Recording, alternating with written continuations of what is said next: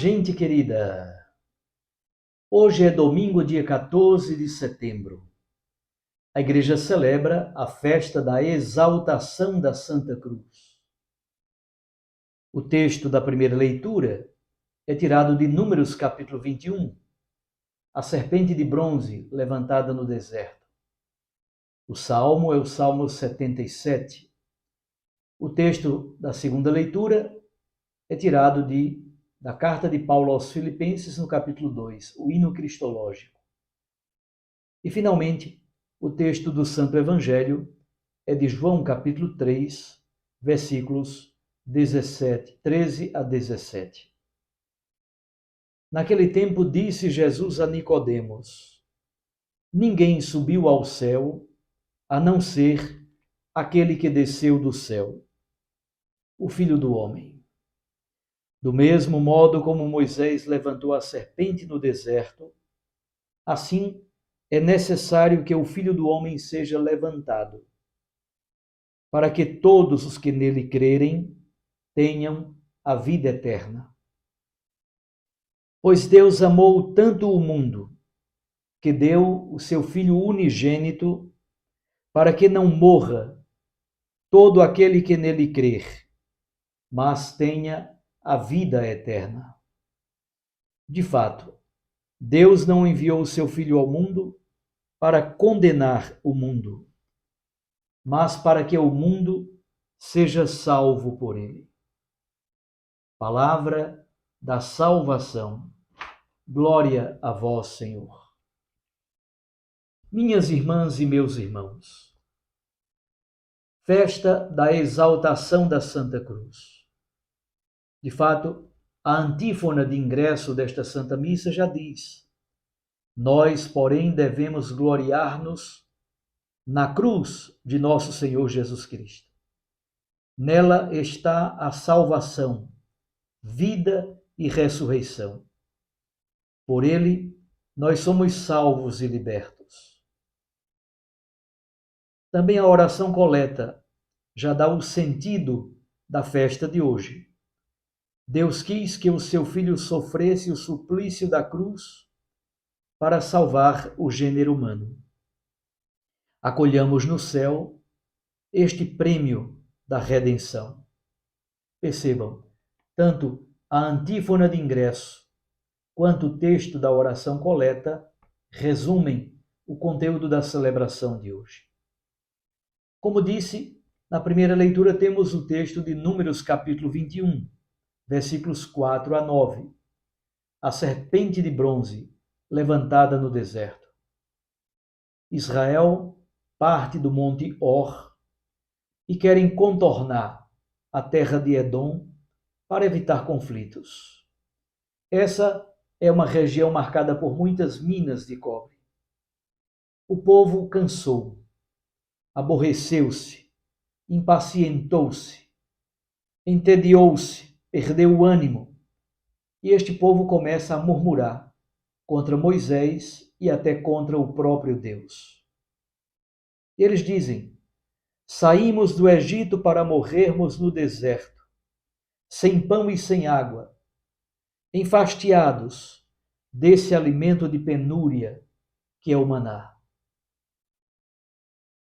Deus, então, manda serpentes venenosas e abrasadoras, muitos são mordidos e muitos morrem.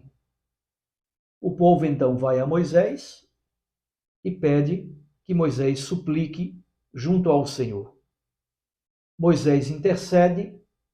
Deus pede que Moisés coloque uma serpente de bronze numa haste e todas as pessoas que são mordidas e olham para aquela serpente de bronze ficam curadas. Obviamente, a serpente de bronze do livro dos Números é uma figura, é uma prefiguração da crucifixão de nosso Senhor Jesus Cristo. Aqui entra, de modo muito belo e especial, a murmuração do povo, que é infiel, mesmo quando Deus permanece fiel. Muitos do povo murmuram e se rebelam contra Deus. Ao mesmo tempo se revela a bondade de Moisés e a sua intercessão pelo povo junto ao nosso querido Deus. A segunda leitura, como disse, é tirada da carta de São Paulo aos Filipenses, capítulo 2, versículos 6 a 11. É bom lembrar que nos versículos iniciais de 1 a 5, Paulo trata exatamente do amor fraterno, do amor no seio da comunidade eclesial, da comunhão, da bondade, dos sentimentos de comunhão e de entreajuda. E aqui, Paulo dá o fundamento desse amor cristão no seio da comunidade. Qual é o fundamento? O mistério da cruz e da ressurreição. Paulo faz o famoso movimento de kenosis, de descida, para depois fazer o movimento da exaltação.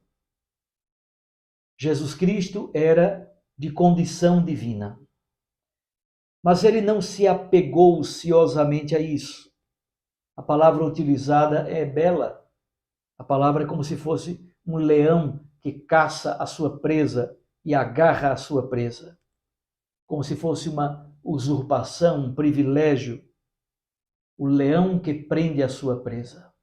Pois bem, Jesus não se apegou ao fato de ele ser de condição divina como um leão agarra a sua presa. Não.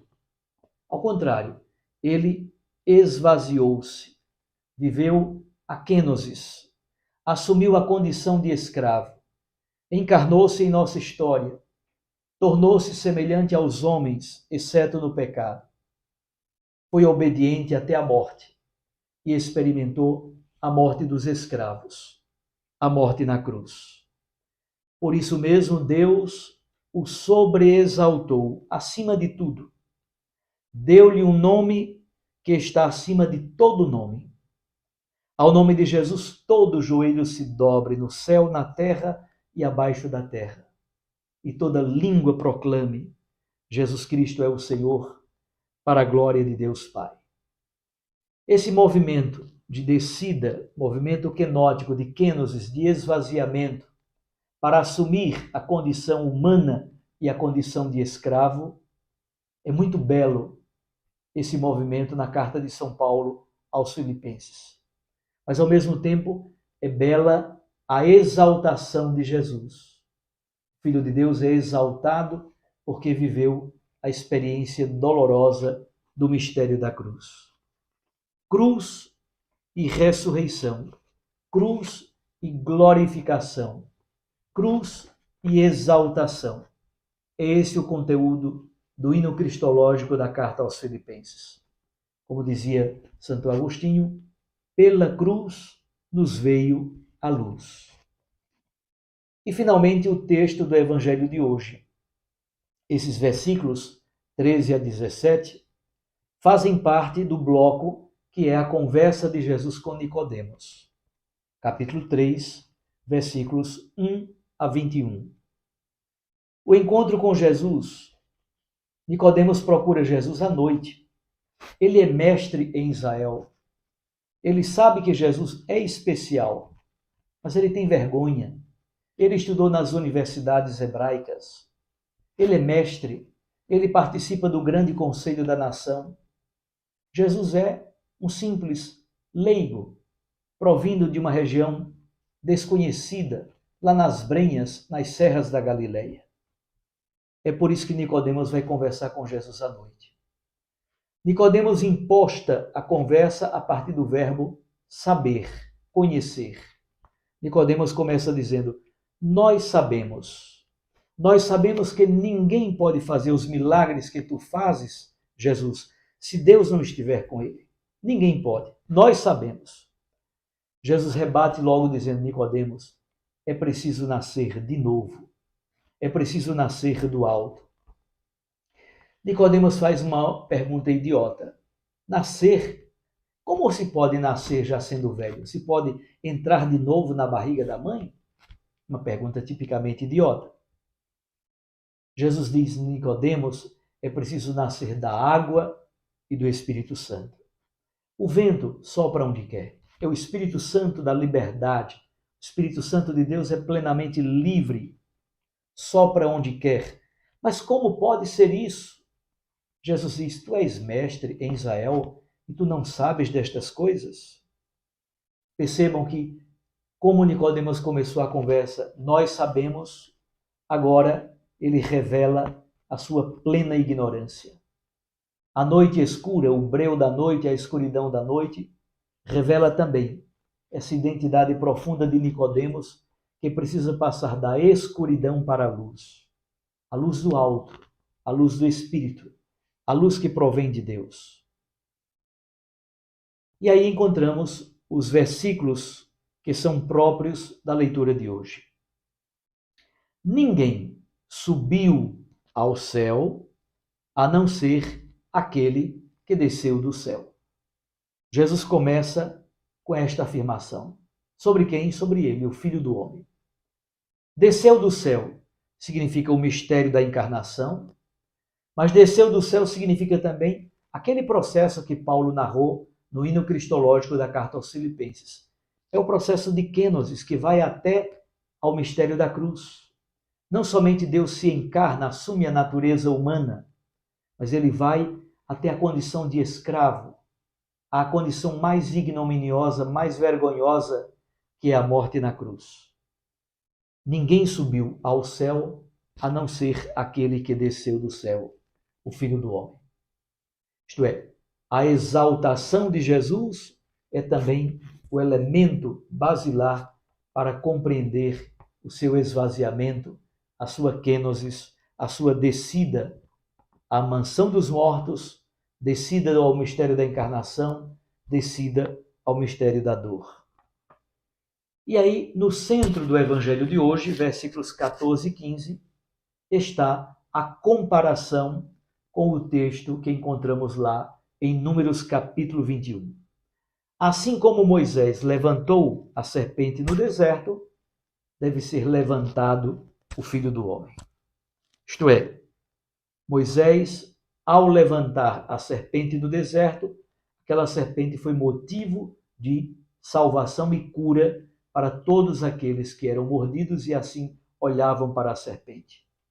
Muito mais o Filho de Deus, Jesus Cristo, nosso Senhor e Salvador, é a cura plena e verdadeira, porque pelo seu sangue derramado, que nos lava, nos purifica e nos refaz, o seu sangue derramado na cruz, ele realmente nos cura da malícia do pecado e do mistério da morte. E finalmente a conclusão nos versículos 16 e 17. Aqui está a síntese tão bela da cristologia de João. Deus amou tanto o mundo que lhe entregou o seu Filho. Quem nele crer já possui vida eterna, não morre, não perece. Deus não enviou o Filho ao mundo para condenar o mundo, mas para que o mundo seja salvo por ele. Olha que beleza, que síntese tão bela. O amor gigantesco de Deus pelo mundo, pelas pessoas, pelos homens e mulheres, faz com que ele coloque à disposição e entrega o seu próprio Filho para a redenção da humanidade. Este Filho exige de nós uma postura de fé. Quem nele crê tem vida eterna. No Evangelho de João, a incredulidade é o grande pecado. A incredulidade é a rejeição plena ao amor de Deus. Quem crê em Jesus, no Filho do Homem, no Filho de Deus, este possui vida eterna. E a vida eterna no Evangelho de João não é somente a vida depois da morte, a plena vida eterna. Mas a vida eterna é já agora a vida qualificada pela fé, a vida qualificada pelo seguimento de Jesus, a vida qualificada pela amizade com o Senhor nosso Deus. Deus não envia o seu Filho para condenar, para julgar e condenar o mundo, mas para salvá-lo, para redimi-lo. Crer para ter vida eterna. Não condenar, mas salvar, porque Jesus é Yehoshua, é Deus salvando. Por isso o Pai entrega o Filho para que o Filho seja morto na cruz e ressuscitado. A exaltação de Jesus na própria cruz é a grande celebração da festa de hoje. Exaltação da Santa Cruz. Que não é somente o suplício de morte, mas é a vitória sobre o pecado, sobre a dor, sobre o pranto e sobre a morte. A incredulidade, como disse, rejeitar esse amor que Deus nos oferece, aí sim, a incredulidade é um julgamento para a condenação, enquanto que a fé é a acolhida desse mistério amoroso de Deus que nos salva, nos redime e que nos faz participar da morte do seu Filho e da sua exaltação, da sua ressurreição. Um abraço a você, um santo domingo, fique com Deus e com sua Mãe Maria Santíssima, cuja festa celebraremos amanhã, Nossa Senhora das Dores. Eu os abençoo, em nome do Pai, e do Filho, e do Espírito Santo. Amém.